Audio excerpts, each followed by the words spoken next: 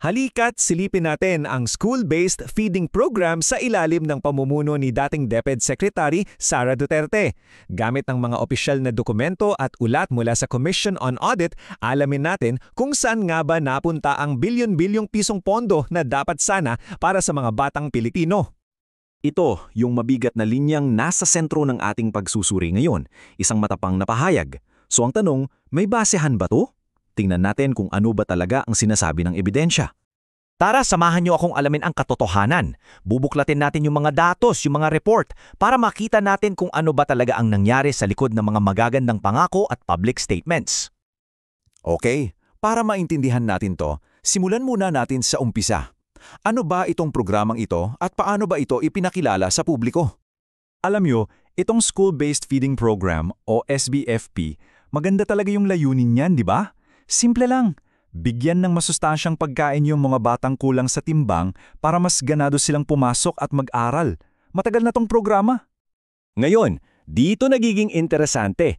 Itong dati ng programa, kinuha at ginawang parang centerpiece ng bagong matatag agenda niya. Ipinakilala ito bilang isa sa mga haligi, kaya naman mataas ang expectations. Parang naging flagship project. At syempre kapag gobyerno at programa ang pinag-uusapan, kailangan nating i-follow the money, di ba? So tingnan natin yung budget, kung magkano ba ang inilaan at ano ang nangyari sa perang yon. At hindi to basta-basta ha. Grabe, pinag-uusapan natin dito 11 hanggang 13 bilyong piso. Kada taon yan ha. Yan ang pondong dapat sana'y direktang napupunta sa mga programa para sa kalusugan at nutrisyon ng mga estudyante. Pero heto na, dito na pumapasok yung malaking tanong. Kasi ayon mismo sa Commission on Audit, noong 2023, sa kabila ng dambuhalang budget na yan, nasa 65% lang ang nagamit. Ibig sabihin, bilyon-bilyones ang hindi nagastos, pera na dapat sana para sa mga bata. At hindi lang yan basta numero sa papel ha. Mismong COA na ang nagsabi niyan.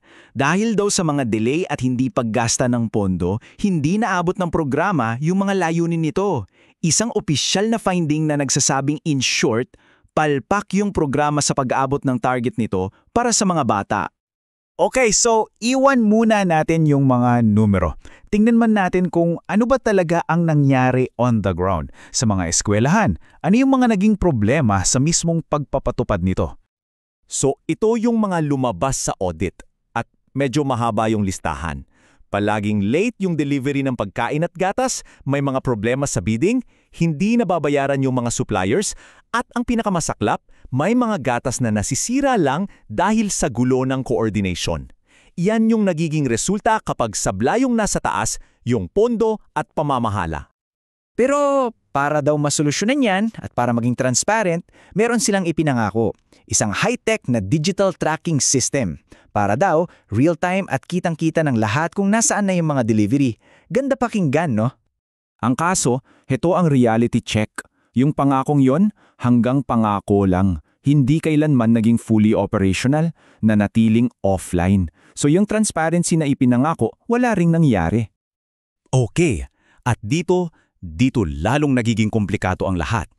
Pag-usapan natin yung dalawang opisina na parehong hawak ni Sara Duterte noon, ang Department of Education at ang Office of the Vice President. Tingnan niyo yung pagkakaiba. Sobrang linaw. Sa kaliwa, yung opisyal na programa ng gobyerno.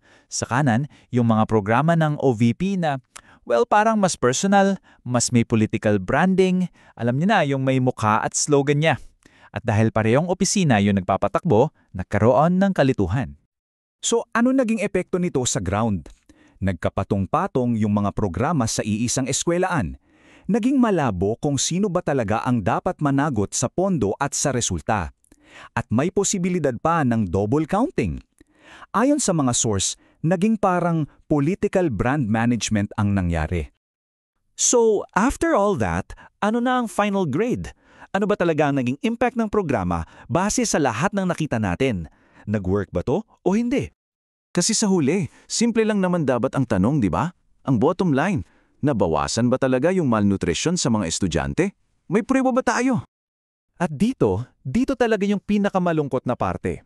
Ayon sa mga ulat, ang sagot ay, hindi natin alam kasi walang independent study.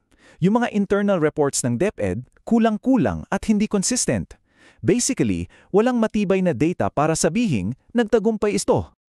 Kung titingnan mo yung buong kwento, parang may pattern, no? Parang may sumusunod na playbook. Step 1, gumawa ng malalaking pangako at press release. Step 2, kapag lumabas na yung audit findings ng underspending at delays. Step 3, palabuin ang accountability gamit yung magkapatong na programa. And Step 4, sa huli, walang maipakitang datos na gumana nga. Para mas madaling tandaan, heto, tingnan natin itong summary. Yung sinabi sa publiko versus yung nakita sa audit. Claim, fully funded. Finding, bilyones ang di nagastos. Claim, mahusay at napapanahon ng delivery. Finding, palaging may delay at may mga nasirang gatas pa. Claim, may transparent na digital dashboard. Ang totoo, hindi ito gumana. At ang huli, claim, malaki ang naging pagbuti. Finding, walang datos na makapagpapatunay niyan. Kaya iiwan ko kayo sa tanong na ito.